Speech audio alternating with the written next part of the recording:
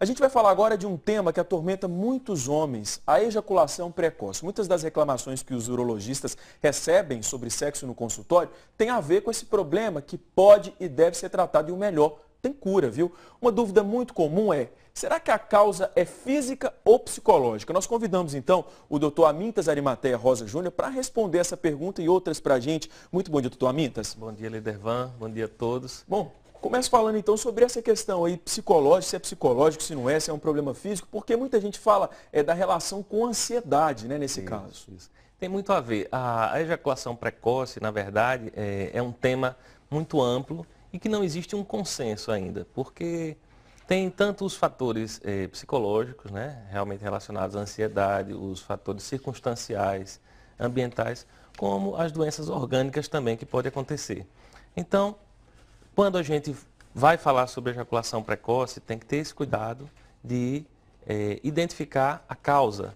E hoje existe até uma classificação, já existe há bastante tempo, existe uma segmentação dessa classificação, mas tem os ejaculadores primários e os ejaculadores secundários, seria ejaculação precoce primária e secundária. Normalmente a primária é mais relacionada a um fator próprio do indivíduo, ou seja, desde o início da atividade sexual dele, das primeiras relações, ele já pode apresentar essa disfunção.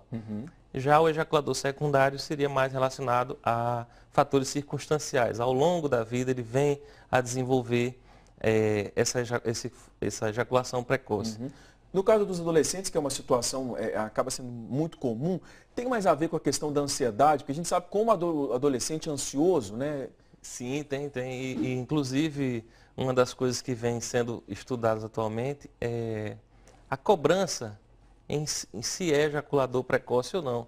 Porque existe uma medida do tempo de latência entre a atividade do pênis, né, na região vaginal e a ejaculação, que existem jovens que acham que são ejaculadores precoces com tempo de até 30 minutos. Então, relacionado também à imagem, ao seu poder, né, na atividade sexual. E os jovens que iniciam a atividade sexual cedo, ou mal orientado, ou em local inadequado, ou com pessoa inadequada, podem apresentar esse padrão. E se rotular como ejaculadores e vai mantendo tipo um efeito cascata, bola de neve, né? Doutor Amintas, já que a gente está falando na questão do tempo, a gente separou aí uma cena de um filme muito conhecido, vamos ver.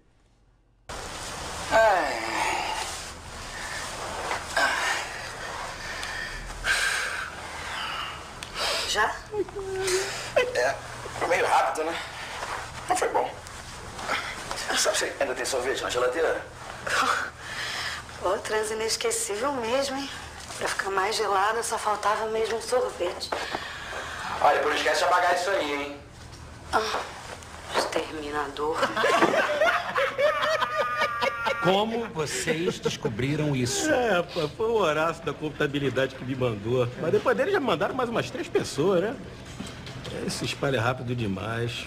Só não é mais rápido que você, Bruno. Pô, desculpa, Bruno, eu não resisti.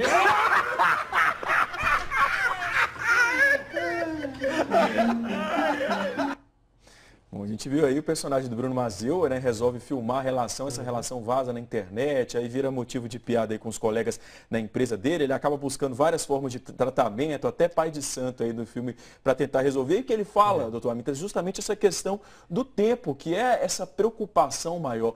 Tem um tempo assim que pode caracterizar a ejaculação precoce ou não? Isso varia? Não. Isso varia, por quê? Foram feitos vários estudos, vários grupos começaram a tentar estabelecer um tempo ou até número de incursões vaginais para estabelecer isso. Isso é muito interessante a nível de trabalho, para que você possa comparar dados e estudar o assunto. Mas na prática clínica não. Por quê? O fator principal da ejaculação precoce é que você consiga ter o controle voluntário da sua ejaculação. Não necessariamente o tempo de 1 minuto, 5 minutos, desde que isso não lhe cause problemas, tanto para você quanto para sua parceira. Existe hoje uma determinação que um tempo de 1 minuto, né, para baixo seria considerado como ejaculador precoce. Mas isso ainda não é um ponto fechado. Porque, por exemplo, pode-se ter uma relação de 1 minuto e a parceira também conseguir se satisfazer. Não seria considerado um ejaculador precoce, né? Uma outra coisa também, doutor Amintas, no caso de medicamentos, do uso de medicamentos, né? Pessoas que acabam tomando aí antidepressivo, então, quando isso é indicado? Certo. O princípio básico da ejaculação precoce é a não capacidade de inibir a ejaculação. Então, os antidepressivos, como eles causam uma inibição na recaptação da serotonina, que é responsável por esse estímulo, eles acabam prolongando esse tempo. Então, existe uma boa indicação de você fazer o uso do antidepressivo para melhorar a ejaculação precoce. Mas deve ser muito bem orientado e não feito de maneira isolada. Porque, como eu falei antes, os fatores circunstanciais, um relacionamento ruim, doenças na próstata, como prostatite, doenças dos vasos deferentes, doenças neurológicas, cirurgias prévias, podem ocasionar. Então, se você não vê também esse fator, simplesmente a ingesta do antidepressivo vai aumentar durante o tempo, mas não vai resolver o problema de maneira efetiva ou controlada de uma maneira segura.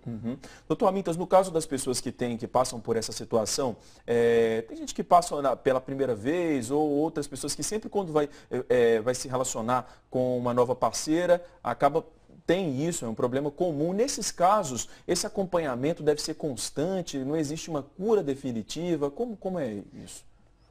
Muito boa pergunta. Na verdade, hoje em dia a gente sempre trabalha mais para que se inicie uma educação sexual, né, mais cedo, adolescentes que procurem o consultório do urologista, ou clínico, ou ginecologista, né, psiquiatra, inclusive para que se oriente essas coisas. Quando detectado cedo, deve-se dar uma atenção merecida. O filme coloca de uma maneira muito divertida, legal, que a gente vê e é bom que chama a atenção. Mas é um problema sério. A gente vê jovens angustiados, sem querer sair, sem querer se relacionar, por medo disso. Merece um acompanhamento, porque a partir do momento que você colhe uma boa história, conversa com o paciente, vê as atividades dele, como é que foi a iniciação sexual dele, quais são os relacionamentos que ele tem, além da parte sexual, né, o relacionamento pessoal dele, isso tudo vai influenciar. Então, só depois de um bom diagnóstico você pode fazer um tratamento adequado. É importante a gente falar e chamar atenção assim, para não ter vergonha mesmo de procurar um médico, porque os urologistas recebem casos assim nos consultórios todos os dias. Eles estão lá para isso e não estão lá para te julgar nem nada, e sim para tentar resolver o seu problema, né, doutor Amintas? É sempre bom quando a gente consegue um resultado nisso. Por quê? Eu costumo dizer que causa tanta separação de casais quanto a traição. Sim. Porque a parceira, como no caso do Bruno no filme, ela no momento ela teve raiva.